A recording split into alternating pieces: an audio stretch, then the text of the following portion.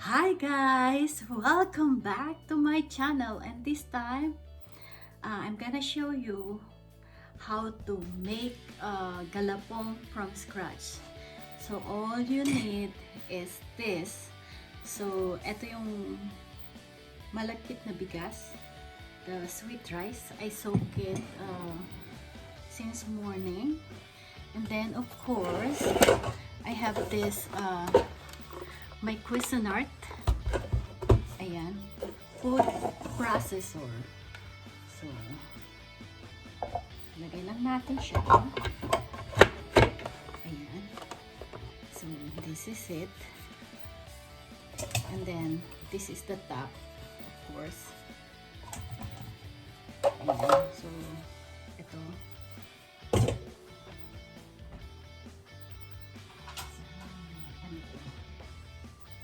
Wait.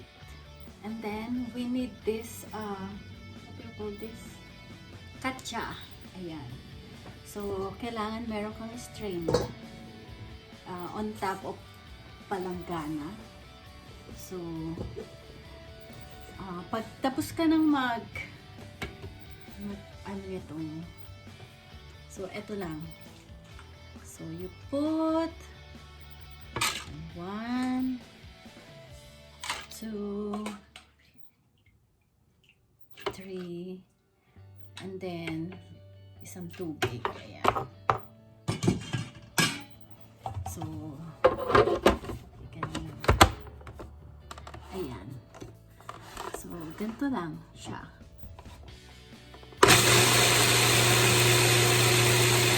So, that's it. Ganun kasimple. So, mamaya, I will show you. I will leave it here for like 10 minutes. So, meron siyang yung ano, i-adjust mo siya, pwede i-on, naka-on siya sa container, pwede namang gawin mo sa cup. Ayan, so we'll wait 10 minutes and then I'll show you. Okay guys, so it's 10 minutes already, so i-open na natin. Ayan, ang ingay. Yun lang tong ano eh. Ayan, pwede kang giling-giling. Giling-giling. Ayan, so eto na siya. So yung check nyo yung consistency ng ano. Ayan. O diba? So eto, dito natin siya ilalagay. Ayan. Ano lang natin dito.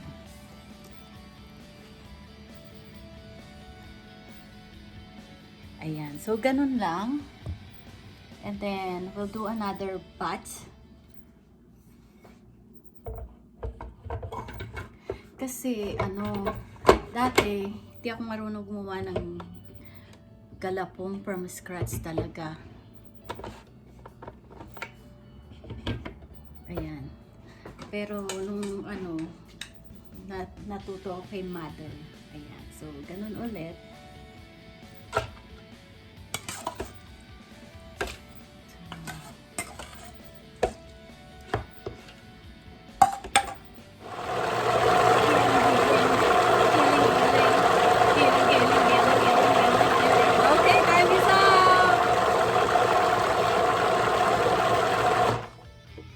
Okay, so I'm done.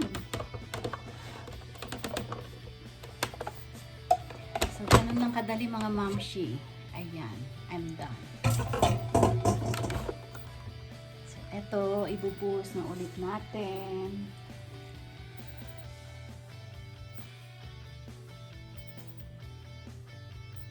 Tapos, ano lang siya, papatigisin natin.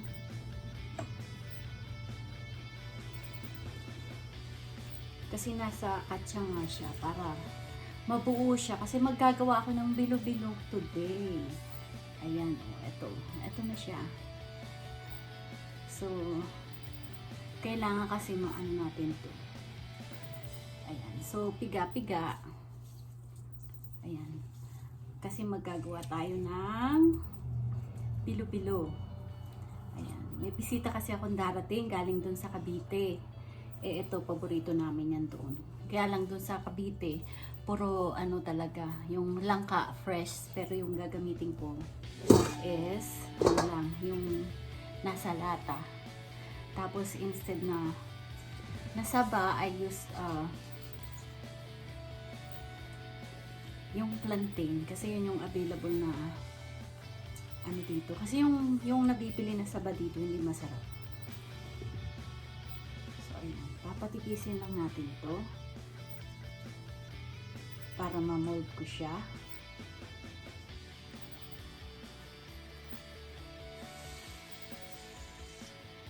Ayan. So, tigis-tigis lang. So, ayan. So, mga momshie, ipakita ko pa sa inyo pag ano na siya. Buo na siya.